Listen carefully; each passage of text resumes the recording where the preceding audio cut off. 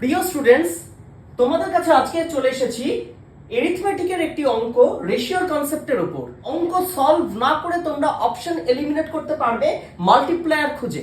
দেখো তোমরা কিভাবে করবে। তার আগে তোমাদের বলে রাখি, যারা তোমরা ক্রস প্রোডাক্ট মেথড জানো না তারা দেখে রাখো ক্রস প্রোডাক্ট মেথড কিভাবে কাজে লাগাবো। একপাশে তোমরা প্রথম রেশিওটা নেবে 7:6, এদিকে বয় আর এদিকে ছিল গার্ল।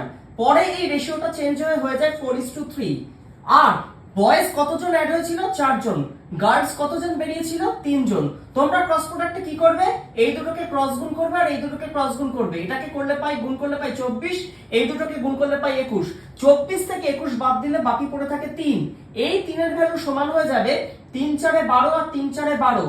যেহেতু প্লাস মাইনাস রয়েছে তাই ডিফারেন্স বের করলে প্লাসে চলে আসবে। 12 আর 12 যোগ করলে পেয়ে যাব 24। তাই একের ভ্যালু চলে আসবে হলো 8। দেখো এখানে প্রথমে কোশ্চেনে জিজ্ঞেস করেছে যে প্রথমে ছেলে এবং মেয়ের সংখ্যা কত ছিল। আমরা দেখতে পাচ্ছি 7 জন বয় আর 6 জন গার্ল ছিল। তাহলে মোট ছিল প্রথমে 13 অনুপাত। এক অনুপাতের ভ্যালু যদি 8 হয়ে থাকে তাহলে 13 অনুপাতের ভ্যালু হয়ে যাবে 104। অতএব 104 হলো সঠিক উত্তর। তোমাদের কাছে এই মেথডটা সবার জানা। আমি এই অঙ্কটা সলভ করব অন্য একটি উপায়ে। দেখো কিভাবে সলভ করব। প্রথমে ছিল 7:6, মানে আমি বলতে পারি 13 মাল্টিপল হবে। প্রথমে ছিল, আমার কাছে যে উত্তরটা আসবে সেটা নিশ্চয়ই 13 মাল্টিপল হবে। তোমরা দেখো প্রথম অপশনটা বাদ দিয়ে বাকি সবকটাই কিন্তু 13 মাল্টিপল। অতএব আমাকে আরেকটা অপশনের সাহায্য নিতে হবে। সেইটা কি? দেখো বলেছে 13, এখানে 4 জন ছেলে আসছে আর 3 জন মেয়ে বেরিয়ে যাচ্ছে। মানে এই 13x এর সাথে 1 আরো যোগ হচ্ছে।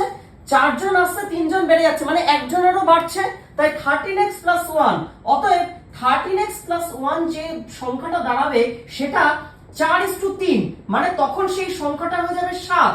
তার মানে এই সংখ্যাটা নিশ্চয়ই 7 এর মাল্টিপল।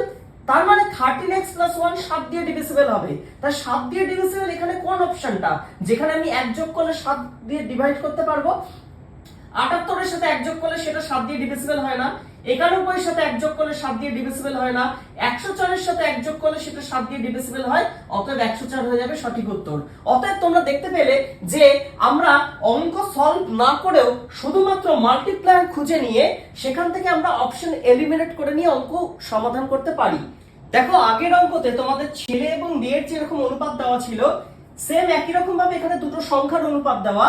ঠিক একইভাবে প্রথম সংখ্যা থেকে 4 জন এবং পরের সংখ্যা থেকে 2 বাদ দিয়ে নতুন সংখ্যার অনুপাত তৈরি হয়েছে।